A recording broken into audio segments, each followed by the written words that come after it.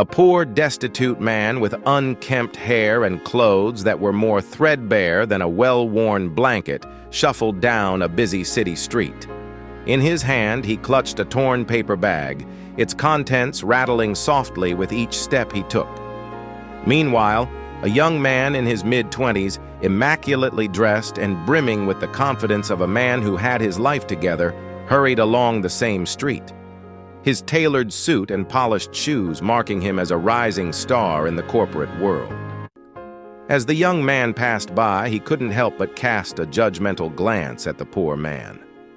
"Lazy good-for-nothing," he muttered under his breath, assuming that the man's ragged appearance was the result of his laziness. "No one wants to hire you because you're lazy," he continued, shaking his head disapprovingly as if the destitute man hadn't heard him. But just then, the paper bag in the old man's hand ripped, sending apples tumbling onto the pavement. The young man stopped in his tracks. He stared at the old man, who looked up at him with eyes that held a lifetime of untold stories, and asked, "Can you help me pick them up?" The young man hesitated, his inner self screaming at him to turn away and leave the old man to his misfortune. But another voice, quieter yet insistent, urged him to lend a hand. After a moment's struggle, he decided to help.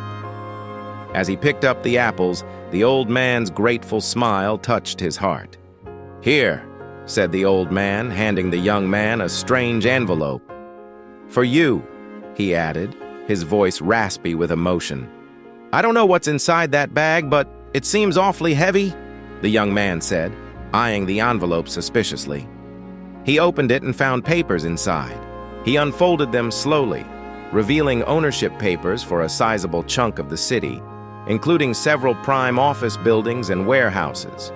At that moment, the young man realized the truth. The destitute old man wasn't lazy or looking for handouts.